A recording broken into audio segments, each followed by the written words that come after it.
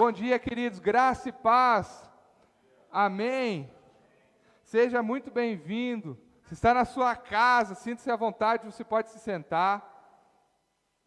Aleluia. Para quem talvez tenha faltado os últimos cultos, está estranhando que o pastor Gui e a Taninha não estão aqui, eles estão no Brasil, eles estiveram em Campina Grande, lá na reunião de diretoria e pastores do nosso ministério, que o nosso ministério, ele não é apenas essa igreja, mas nós fazemos parte de um ministério que é muito grande, chegamos à marca de 500 igrejas no último ano. Então eles estavam lá recebendo instruções, recebendo mais capacitação sobrenatural para trazer coisas para essa igreja que nós vamos receber. Hoje eles estão lá no Rio de Janeiro, estão fazendo algumas coisas também particulares e também para a igreja, recebendo mais instruções de lá. Amém? Então, queridos, nessa semana, sábado eles já estarão aqui conosco. Amém? Então, domingo que vem, eles já estarão aqui. Eu tenho certeza, assim como eu, vocês estão cheios de saudade deles, amém? E sabe, queridos, hoje a gente está celebrando o quê? Pode falar, não tem vergonha não tem pegadinha, a Páscoa. Hoje é um dia que foi colocado no calendário para a gente celebrar a Páscoa. A gente sabe que não é a exatidão do dia em que Cristo deu a vida por nós e ressuscitou, mas, mesmo assim, a gente tira esse dia, a gente aproveita esse dia para lembrar do sacrifício dele na cruz, lembrar do que ele fez, do seu amor por nós. A Páscoa, ela não tem nada a ver com o coelhinho da Páscoa, não tem nada a ver com ovos e chocolate, mas tem a ver com o sacrifício de Jesus na cruz, nos libertando, nos tirando do império das trevas e trazendo para o reino de Deus, trazendo para a luz, nos reconciliando com Deus. É sobre isso a Páscoa, sobre a redenção, sobre o homem que estava perdido, sem solução, tendo uma solução, que é Jesus Cristo. Assim como Israel era escravo no Egito, e Deus levantou um libertador, levantou um líder para tirar Israel daquele lugar, também eu e você estávamos escravos antes, do pecado, da injustiça, mas Deus, Ele enviou um libertador, Ele enviou um redentor, Ele enviou o Cordeiro Santo, que nos tirou deste lugar, aleluia, e é isso que nós estamos celebrando hoje.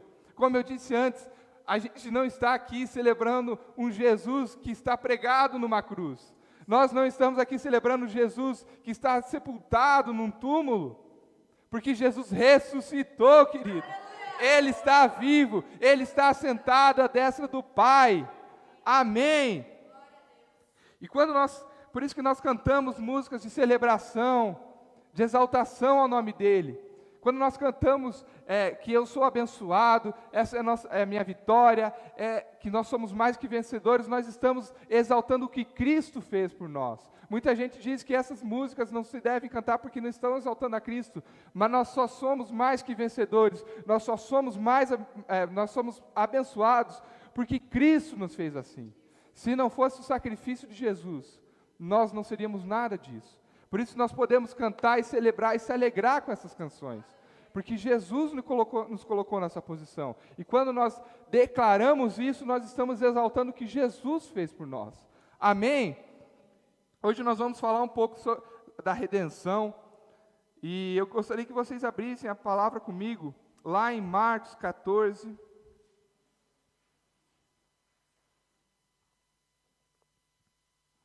a partir do versículo 35.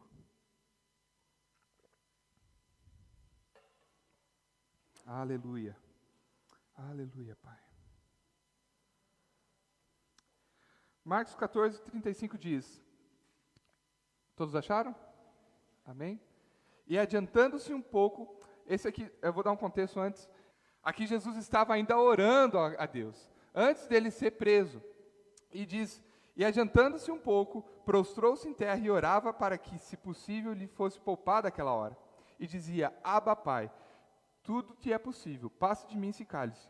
Contudo, não seja o que eu quero, mas sim o que tu queres. Então, nesse momento, Jesus estava numa extrema angústia.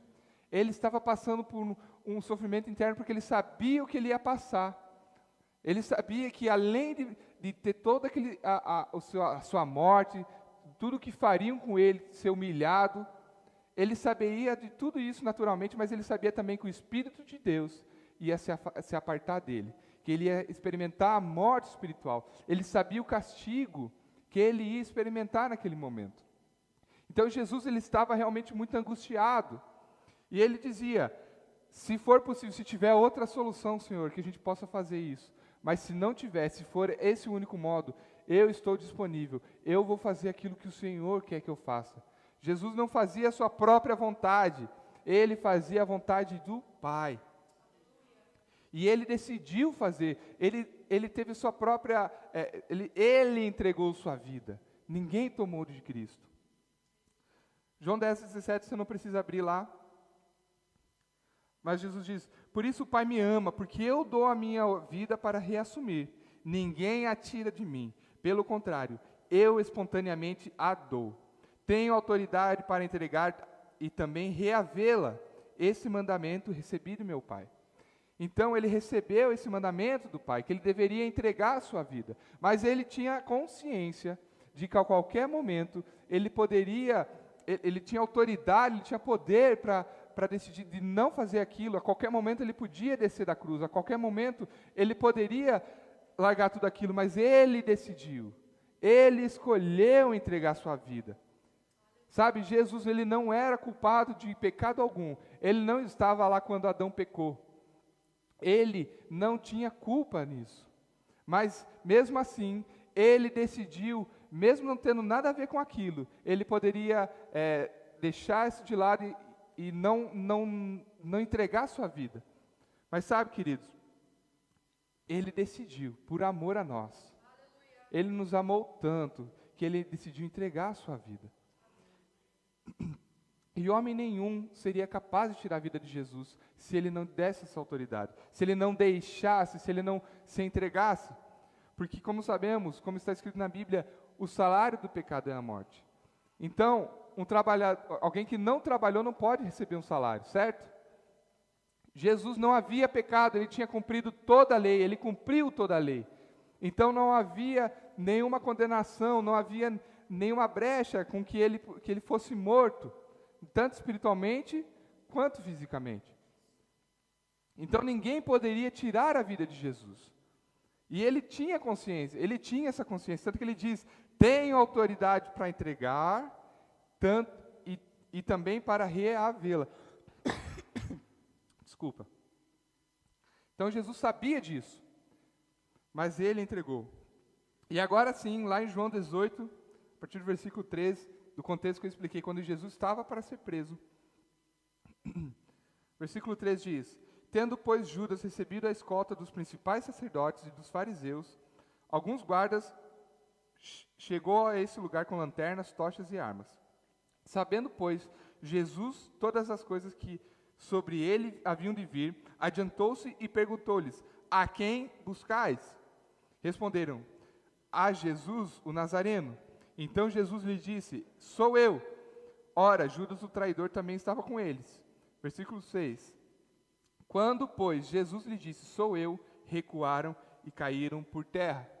Essa passagem é muito interessante, porque Jesus,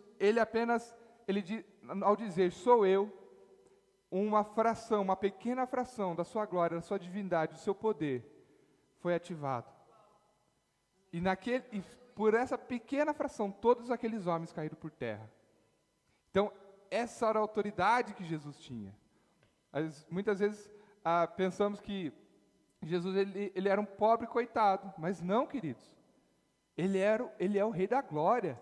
Ele é o próprio Deus que se fez carne, o Verbo que se fez carne, o Filho de Deus que se fez carne. Por isso, ele tinha toda a autoridade, mas, como eu disse, ele entregou a sua vida, como está escrito, e como ovelha muda que vai ao matadouro, ele decidiu entregar a sua vida. Então todos aqueles homens caíram, essa era a autoridade que ele tinha. E no mesmo contexto, só que escrito lá em Mateus 26, quando ele estava para ser preso, eu não vou ler aqui, eu vou só resumir. Pedro, ele tira a espada para tentar cortar a cabeça do servo do sumo sacerdote. e ele erra e corta a orelha. E Jesus fala o quê? Embainha a tua espada, porque todos os que lançarem a mão da espada, a espada morrerão. Ou pensas tu que eu não poderia agora orar ao meu Pai, e que Ele me daria mais de 12 legiões de anjos? Queridos, Jesus sabia a autoridade, Ele sabia que se Ele orasse ao Pai, o Pai responderia a Ele. Para a gente ter uma noção, uma legião naquela época, eu achei fontes que davam 4.800, outros que davam 5.000 e pouco, mais ou menos 5.000 homens, uma legião de soldados romanos tinha 5.000 homens. Logo, 12 legiões seriam 60.000 anjos. Eu acho que 60.000 anjos seria capaz de lidar com aqueles guardas? Eu acho que sim, amém? Isso era o que estava disponível para Jesus, ele sabia disso. Mas era necessário que se cumprisse o que havia escrito. Lá em Isaías 53, a partir do versículo 7, diz: Ele foi oprimido e humilhado, mas não abriu a boca. Como cordeiro foi levado ao matadouro. E como ovelha muda perante aos seus tosqueadores, ele não abriu a boca. Todavia o Senhor agradou moê-lo, fazendo-o enfermar. Quando der ele a sua alma como oferta pelo pecado. Então era necessário que ele desse como oferta a sua alma. Ele desse como oferta pelo pecado. Para que a gente hoje fosse redimido, era necessário que ele desse como oferta a sua vida. Como uma ovelha muda, ele foi sem nenhum momento, quando estavam julgando, nenhum momento ele abriu a boca para argumentar contra aquelas pessoas que estavam acusando ele. Ele foi como ovelha muda. E no versículo 11 diz: Ele verá o fruto do penoso trabalho de sua alma e ficará satisfeito. Aleluia! Nós somos fruto do penoso trabalho de Jesus. Eu e você que estamos aqui hoje celebrando esse nome, nascidos de novo, justificados, somos frutos desse penoso trabalho. Amém? Não foi em vão. Ele não morreu em vão. Sabe, tem muita gente que acha ainda que está lá o Jesus pregado numa cruz, mas ele não está lá, queridos. Ele ressuscitou dentre os mortos. Ele ressuscitou. E hoje nós podemos ser chamados de filhos de Deus, de justiça de Deus, por conta desse sacrifício.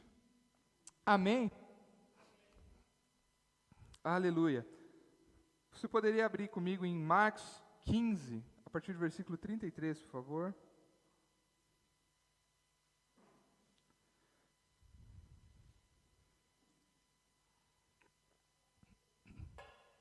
Marcos 15, 33.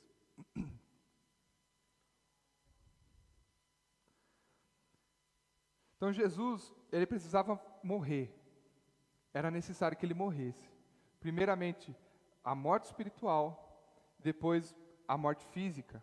Era necessário que ele sofresse sacrifício. Marcos 15, 33 diz: Chegada a hora sexta, houve trevas sobre toda a terra até a hora nona. A hora nona clamou Jesus em alta voz: Eloi, Eloi, lama sabactani, que quer dizer: Deus meu, por que me desamparaste? Então Jesus, nesse momento, ele está separado de Deus.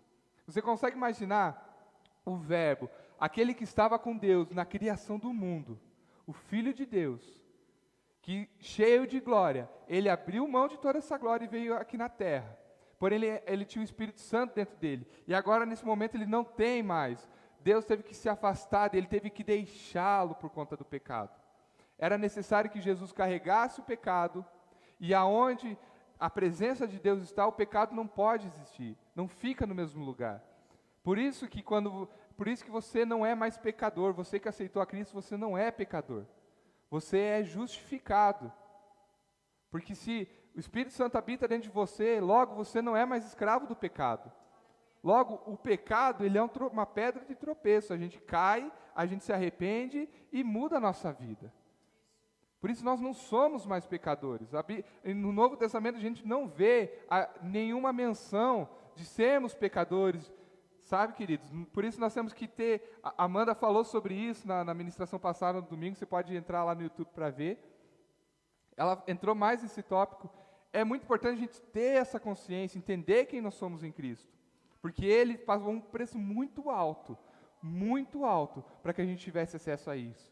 E se a gente não tiver conhecimento, a gente vai deixar de usufruir tudo aquilo que Cristo fez para nós. Então, naquele momento, ele estava separado de Deus, ele se sentiu abandonado. Então, ele clama: por que me desamparaste? E ele estava carregando todos os nossos pecados, toda a maldição, naquele momento, estava sobre ele. E alguns, no versículo 35, alguns dos que ali estavam, ouvindo isso, diziam: vede, chama por Elias. E um deles correu para embeber uma esponja em vinagre, e pondo na ponta de um caniço, deu-lhe de beber, dizendo: deixai, vejamos se Elias vem tirá-lo. Sabe, essa folha de ensopo, se você for pesquisar na história, nos banheiros públicos de Roma, eles usavam essa esponja passada no vinagre para limpar suas partes íntimas depois de fazer as necessidades nesses banheiros. E o que esse soldado fez foi uma humilhação tão grande para Cristo, porque foi nessa esponja, nesse vinagre que deram para Jesus beber. Foi uma humilhação tão grande para Cristo, e ele teve que passar por isso calado, queridos. E aí, no versículo 37 diz: mas Jesus, dando grande brado, expirou. E em Lucas 23, você pode dizer, a gente tem conhecimento do que ele expirou, o que ele falou. E clamando Jesus com grande voz, disse: Pai, nas tuas mãos entrego o meu espírito. E havendo dito isso, expirou. Então, Jesus, naquele momento, ele estava dizendo: Pai, eu fiz tudo o que eu podia. Eu fiz tudo o que eu precisava. Tudo que o Senhor me mandou, eu já fiz. Agora, o meu espírito está nas suas mãos. Eu sei para onde eu vou. E eu aguardo o Senhor vir me resgatar. Porque Jesus sabia para que ele ia para o inferno. Ele precisava ir para aquele lugar. Mas ele diz: Deus, agora é contigo. Eu aguardo o Senhor vir me resgatar. Eu aguardo o Senhor vir fazer justiça com a minha alma, porque eu sei que eu cumpri tudo que o Senhor falou. Eu cumpri a lei. Agora eu aguardo que o Senhor venha me resgatar. Ele confiava em Deus. Ele tinha total e plena confiança em Deus. E então ele vai morrer a morte física. Ele morreu primeiro a morte espiritual, quando ele disse sim, quando ele aceitou a entregar a sua vida como oferta pelo pecado. Ele morreu a morte espiritual. Deus se apartou dele. Ele não estava mais em comunhão com Deus. E então, depois disso, ele morre a morte física.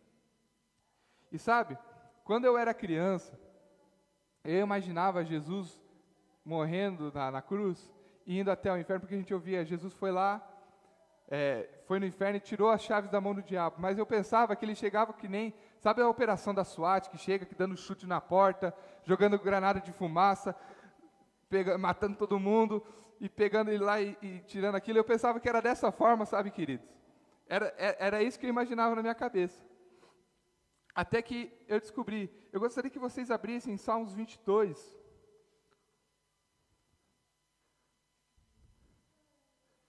Jesus, ele não chegou no inferno triunfando.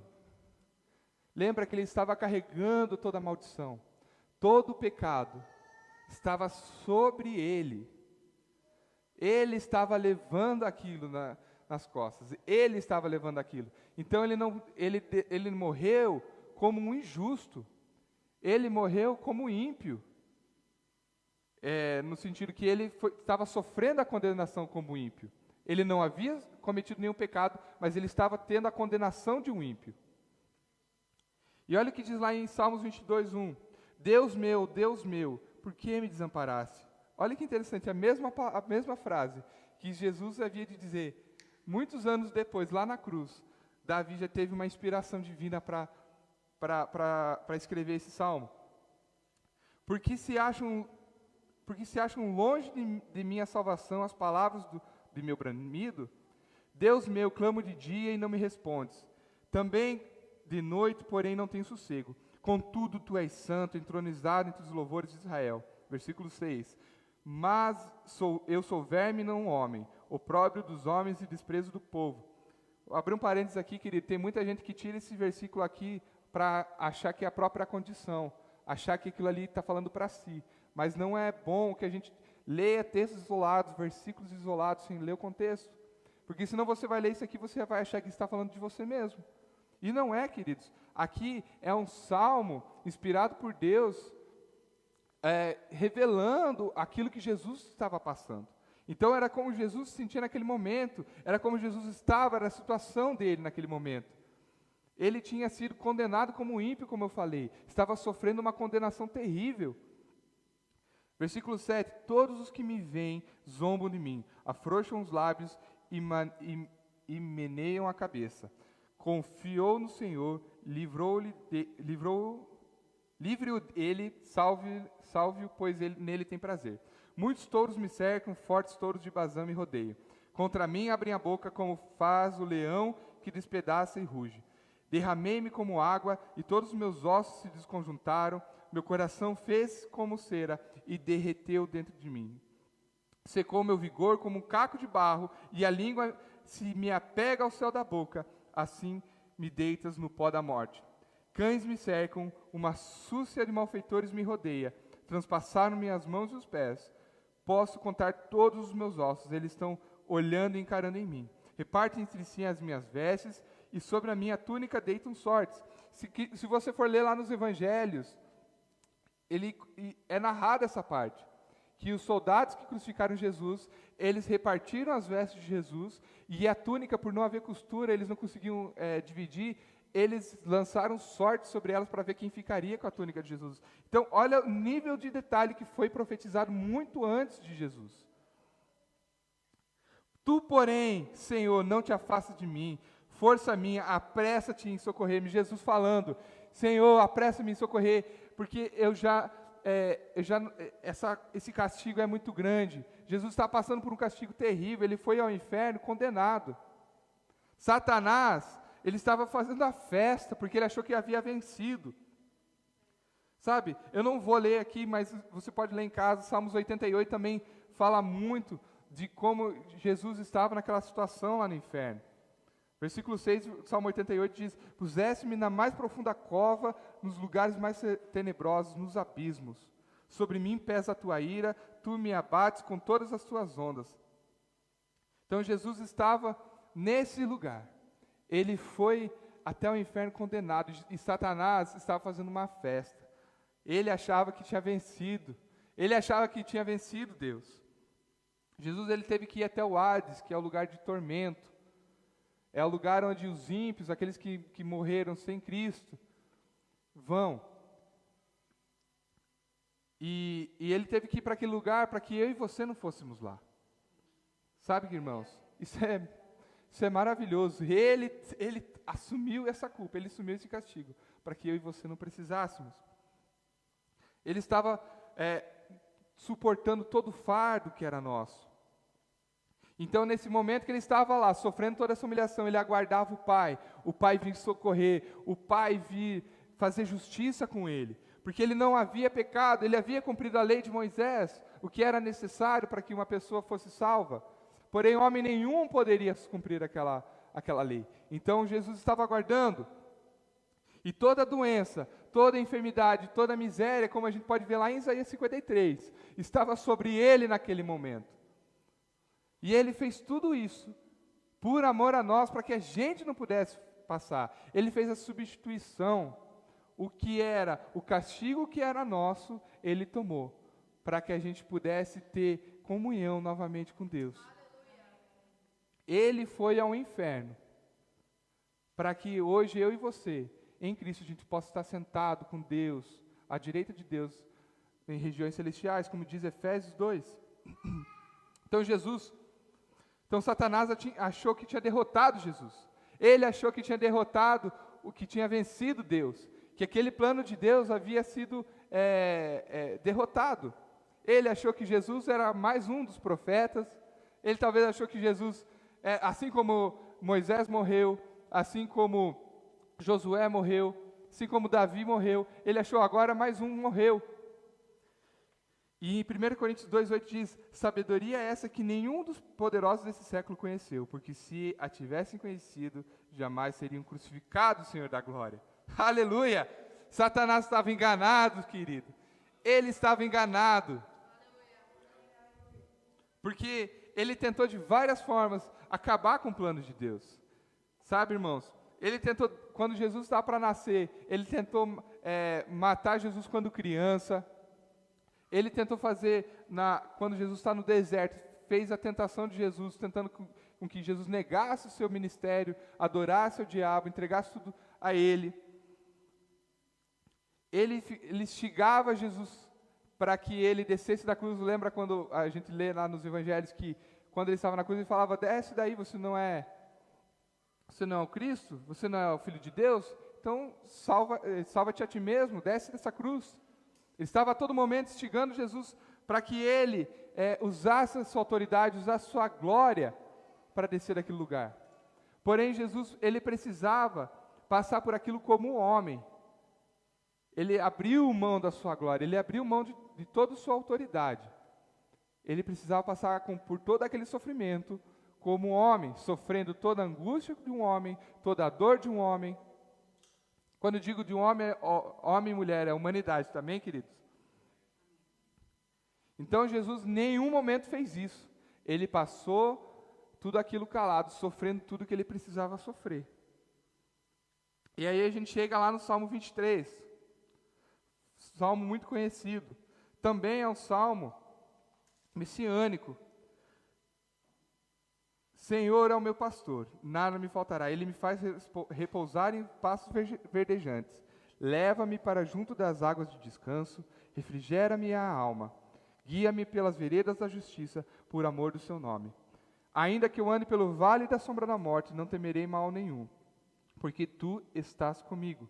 O teu bordão e o teu cajado me consolam. Preparas-me uma mesa na presença dos meus adversários e unge minha cabeça com óleo, e o meu cálice transborda. Aleluia! Bondade e misericórdia certamente me seguirão todos os dias da minha vida, e habitarei na casa do Senhor para todo sempre. Sabe, queridos, enquanto Jesus estava naquele lugar, enquanto Jesus estava no inferno, Deus, Ele redimiu Jesus. Jesus estava lá injustamente, ele não havia pecado, ele havia cumprido toda a lei. O julgamento dele também foi ilegal, não foi seguindo toda a lei. Então ele estava lá no lugar que não era para ele. E Deus é justo, amém? Amém? Deus é justiça. E ele não ia deixar que alguém que cumpriu tudo que ele falou, toda a lei que ele estabeleceu, naquele lugar de tormenta. Então Deus, ele interrompe a festa do diabo. Quando o diabo achou que tinha vencido, Deus chega naquele lugar. Deus fala: por que esse homem está aqui? O que ele fez de errado? Jesus não havia pecado. Então por isso ele não podia estar naquele lugar. O lugar dele não era no inferno.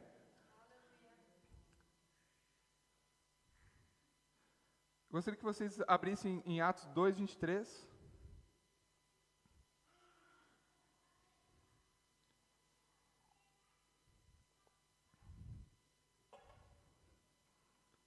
Aqui é o discurso de Pedro no dia de Pentecostes.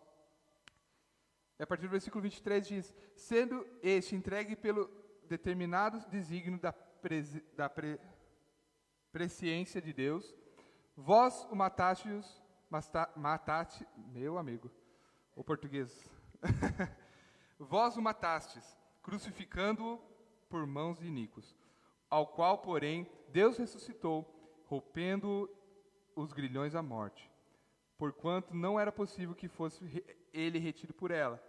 Porque a respeito dele diz, e ele vai citar aqui um Salmo 16, a partir do versículo 8, mas eu vou ler aqui em Atos mesmo. Diante de mim via sempre o Senhor, porque está à minha direita, para que eu não seja abalado. Por isso se alegrou o meu coração, e a minha língua exultou. Além disso, também a minha própria carne repousará em esperança, porque não deixarás a minha alma na morte, e nem permitirás que o teu servo veja a corrupção.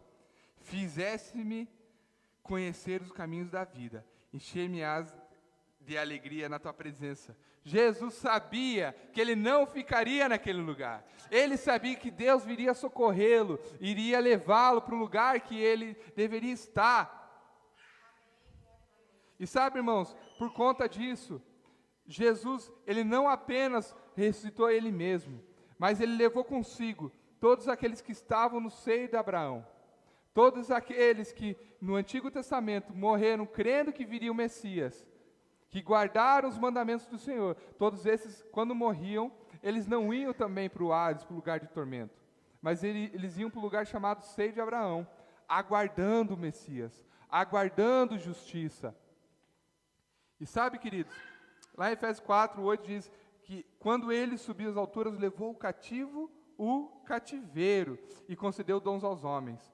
Ora, o que quer dizer subiu, senão também que havia descido até as regiões inferiores da terra?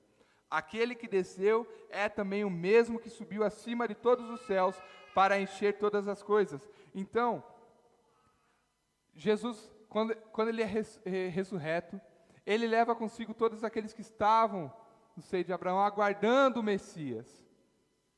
E sabe, queridos, para você entender, você tem aquela passagem do rico e de Lázaro, porque havia um abismo entre o seio de Abraão e o Hades.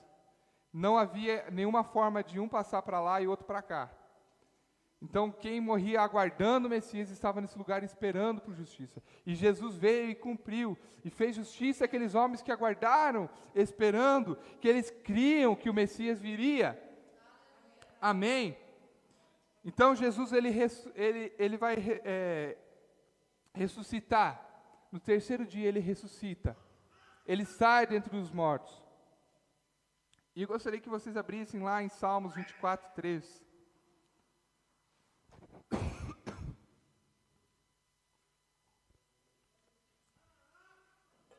Salmo 24, a partir do versículo 3. Aleluia.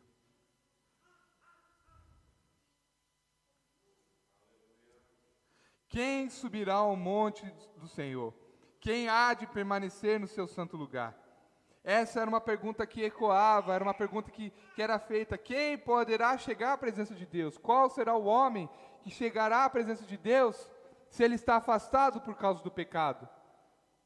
Se ele não consegue cumprir toda a lei? Porque até então ninguém tinha sido digno de chegar à presença de Deus. Lá na antiga aliança, no momento do sacrifício, no santo lugar onde a presença de Deus vinha, apenas o sumo sacerdote vinha, e ele tinha que estar livre de todo pecado para chegar na presença de Deus, apresentar o sacrifício e sair. Porém, quem há de permanecer no santo lugar, quem vai ficar ali, quem vai habitar na presença de Deus? No versículo 4 diz: o que é limpo de mãos e puro de coração, que não entrega sua alma à falsidade, nem jura dolosamente. Esse obterá do Senhor a bênção e a justiça de Deus da salvação. Tal é a geração dos que o buscam, dos que buscam a face de Deus Jacó.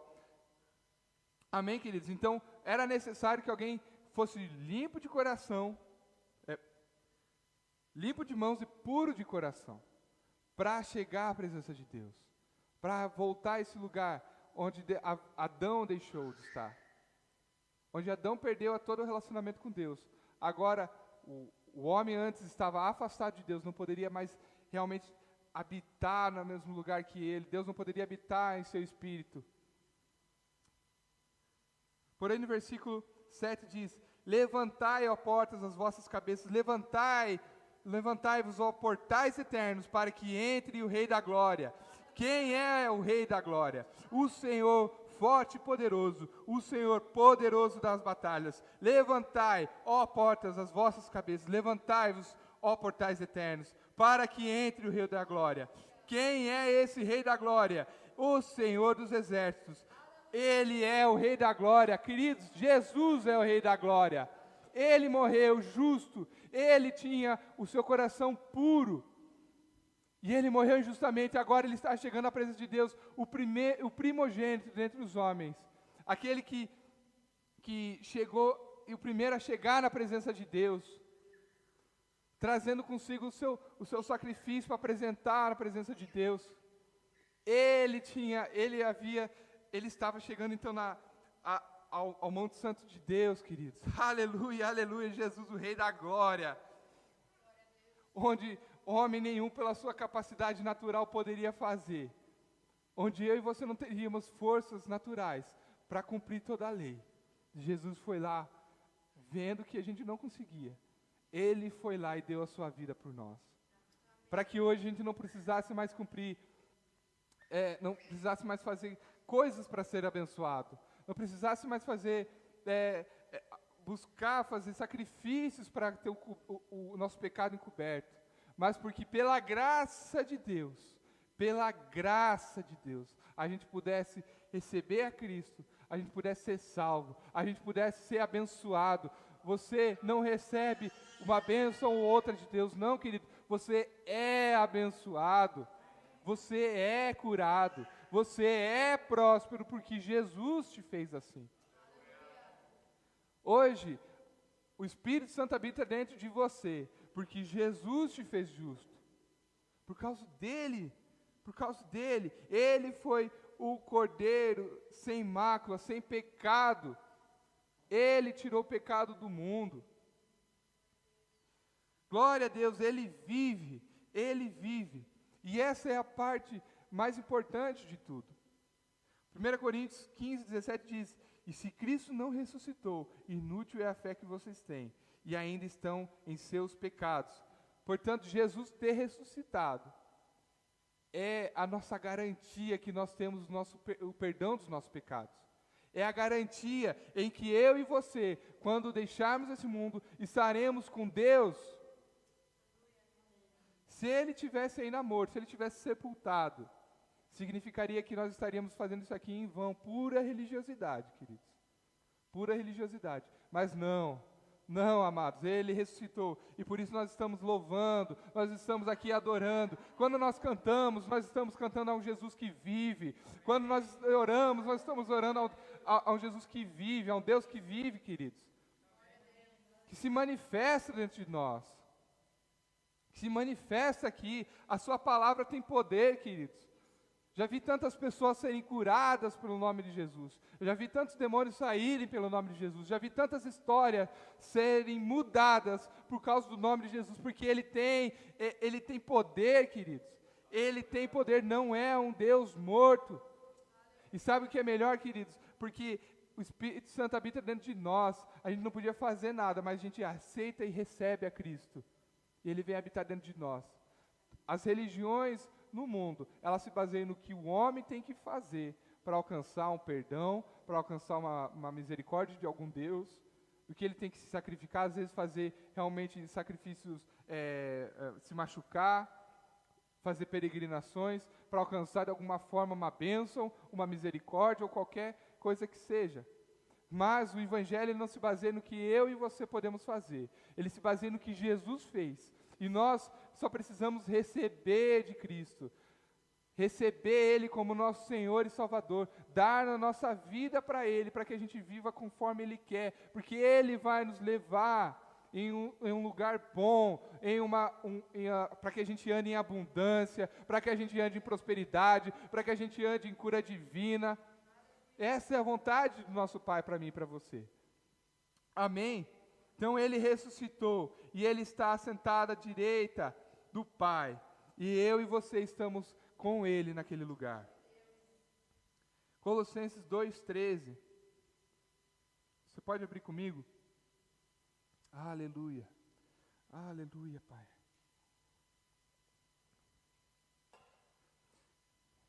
Colossenses, capítulo 2, versículo 13. E a vós outros que estáveis mortos pelas vossas transgressões e pela incircuncisão da vossa carne, vos deu vida juntamente com Ele, perdoando todos os nossos delitos, tendo cancelado o escrito de dívida que era contra nós e que constava nas ordenanças, o qual nos era prejudicial, removeu-o inteiramente, encravando-o na cruz. Aleluia, queridos. todo escrito de dívida que estava contra a sua vida, todo escrito de dívida que você devia ir para o inferno, já foi pago. Jesus pagou essa dívida. E eu tenho certeza que se você tiver uma dívida, vamos dizer que você tem que pagar a conta de energia, e você foi lá e fez o depósito, você pagou aquela conta. Se a sua companhia de energia ligar falando, ei Alan, você tem que pagar a conta aqui. Não, está aqui, ó, comprovativo, eu paguei a conta. Eles não podem me cobrar de novo, porque eu paguei aquela dívida. Da mesma forma, Jesus foi lá e pagou a dívida. Ele pagou a dívida no nosso lugar. Por isso, Satanás, quando ele vem querer cobrar essa dívida da nossa vida, como que ele faz isso? Ele faz querendo colocar situações, querendo colocar angústia, colocar condenação, porque você não é digno de estar na igreja, você não é digno de adorar o Senhor, você não é digno de orar em línguas, você não é digno de receber as bênçãos do Senhor, você não é digno de receber cura divina. Isso é o que Satanás vem fazer, vem trazer condenação, vem querer cobrar a dívida que foi paga. Mas aí a gente fica com a palavra, irmão, a gente fica com a palavra diz que Jesus, Ele se entregou e levou sobre si todas as nossas dores e enfermidades, o castigo, toda a condenação, tudo aquilo que nos traria a paz, estava sobre Ele. Então, porque Ele sofreu tudo isso, eu e você podemos andar em paz, eu e você podemos andar em saúde divina, eu e você podemos andar em prosperidade. Amém, querido? Aleluia, aleluia. Satanás não pode cobrar isso da sua vida. Se ele se levantar, se ele querer falar alguma coisa com você, se levante em autoridade. Use a palavra que você tem se alimentado aqui. Use essa palavra, declare a palavra sobre a sua vida. Se enche de fé e declare com autoridade. Não deixe que Satanás se levante na sua casa. Não deixe que Satanás se levante nas suas finanças. Não deixe que Satanás se levante contra o seu casamento. Não deixe que Satanás se levante contra o relacionamento com seus filhos. Não deixe que Satanás se levante contra o seu trabalho. Não deixe, querido. Pela autoridade, pelo nome de Jesus, Satanás está debaixo do seu pé. Está debaixo do pé do corpo de Cristo, que somos nós, a igreja do Senhor. Amém, queridos? Aleluia, aleluia. E Ele fez tudo isso por amor. Sabe, Deus não precisa do seu ou do meu amor para continuar sendo Deus. Eu lembro que quando eu era criança eu gostava de ver aqueles filmes de mitologia grega em que os deuses eles precisavam que as pessoas fizessem orações para eles continuarem poderosos. E sabe, nosso Deus não é dessa forma. Ele é Deus independente de qualquer coisa. Ele é santo, Ele é poderoso, independente de qualquer coisa. Mas Ele nos amou.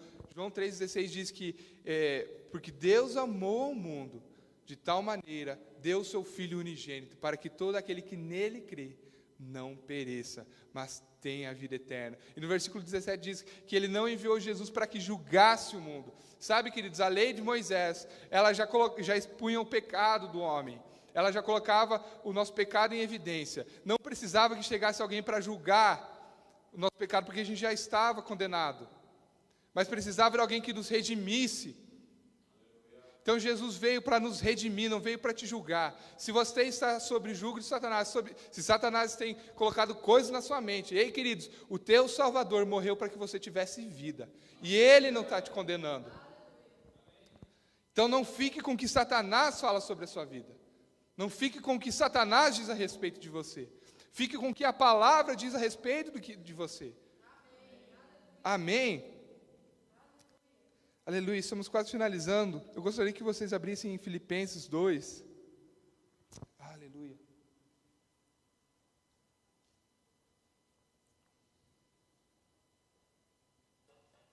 Filipenses 2, versículo 5 diz: de sorte que haja em vós o mesmo sentimento que houve também em Cristo Jesus, que sendo em forma de Deus, não teve por usurpação ser igual a Deus, mas vaciou-se de si mesmo, tomando a forma de servo, fazendo-se semelhante aos homens, e achando na forma de homem, humilhou-se a si mesmo, e sendo obediente até a morte, e morte de cruz. Por isso também Deus o exaltou soberanamente, e lhe deu um nome, que é sobre todo nome, para que o nome de Jesus se dobre todo o joelho dos que estão nos céus e na terra e debaixo da terra, e toda língua confesse que Jesus Cristo é o Senhor, para a glória de Deus Pai. Aleluia, queridos. Jesus, ao ressuscitar, Ele recebeu o nome que está acima de todo nome, de toda enfermidade, de toda miséria, de tudo aquilo que venha contra a sua vida. O nome de Jesus é mais poderoso. E toda língua vai confessar que Jesus é o Senhor.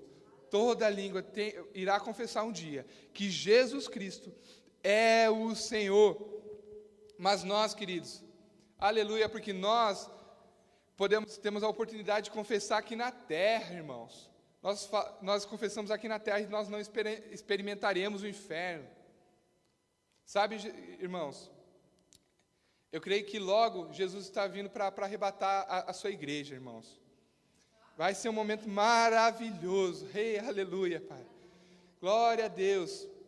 E nós estaremos lá, nós não experimentaremos toda a condenação, todo juízo que virá sobre aqueles que morreram sem Cristo, cara. Porque porque Jesus, Ele se entregou para que a gente não precisasse passar por isso. Ele se entregou. E nós temos salvação por meio de Cristo.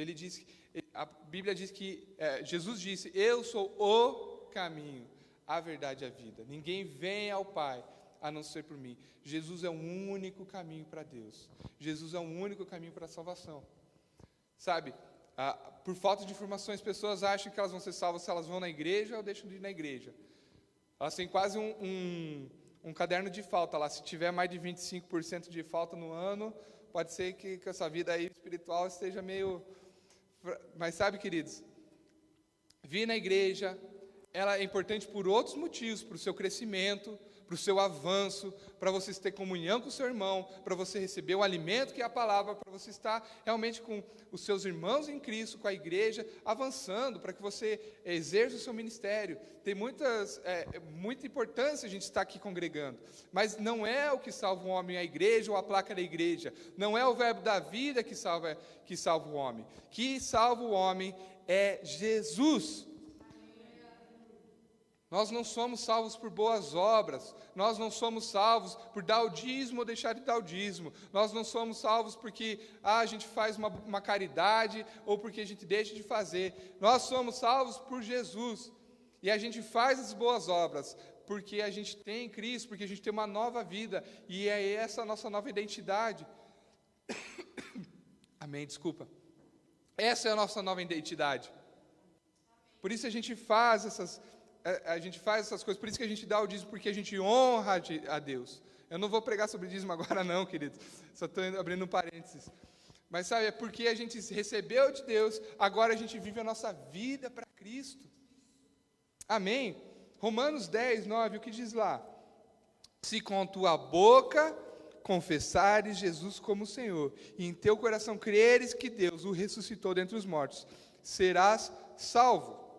Porque com todo o coração se crê para a justiça e com a boca se confessa a respeito da salvação. Então, irmãos, eu creio que aqui todos sejam salvos, mas a gente que já confessou a Cristo, a gente, pela confissão dos nossos pecados, por confessarmos a Cristo, nós agora somos redimidos. Sabe, para nós hoje pode ser fácil.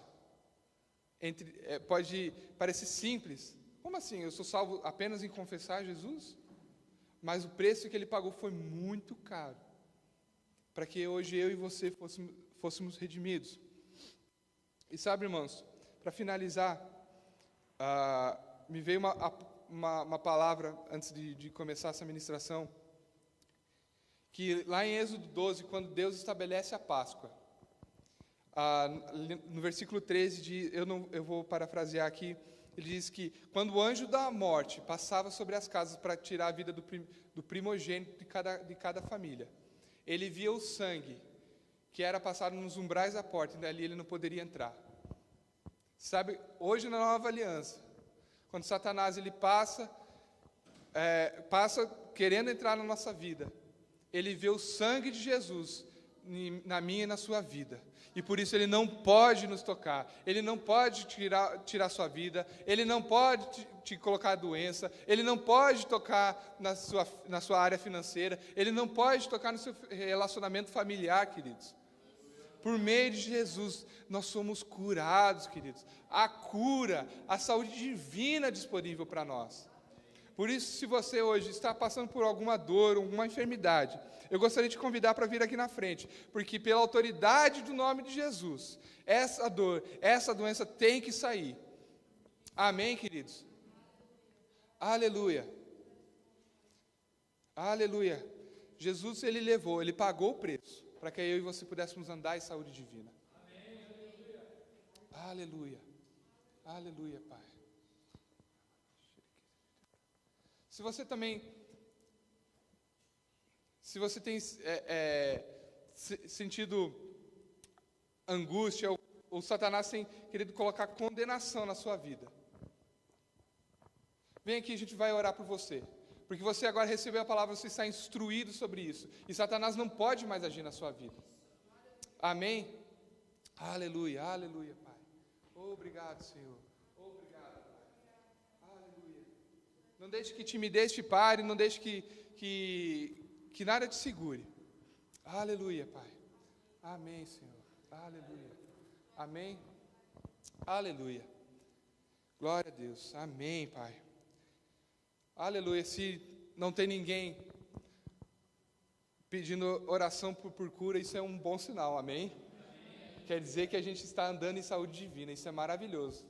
Eu não fico triste não se quando a gente faz apelo e ninguém vem pedir oração por cura não, porque a gente sabe, se você não está precisando de cura, é porque você está andando em saúde divina. E eu declaro que cada um de nós aqui vai andar em saúde divina, vai andar tudo aquilo que o Senhor preparou para nós. Você pode se colocar de pé? Obrigado, Pai, pelo teu sacrifício. Obrigado, Jesus, pelo teu sacrifício naquela cruz. Nós reconhecemos que foi suficiente para nos tirar todo o pecado. Nós reconhecemos que foi suficiente para nos livrar de todo o mal. Obrigado, Pai, porque esse sacrifício nos redimiu, nos tirou de um lugar de maldição, nos tirou de um lugar de condenação e nos trouxe, Pai, para um lugar onde nós somos abençoados, onde nós somos redimidos, onde nós podemos andar com Deus. O Espírito Santo de Deus habita dentro de você. Aleluia! Não fique calado, você pode dar um brado de vitória, você pode se alegrar, você pode estar orando em outras línguas. Ei!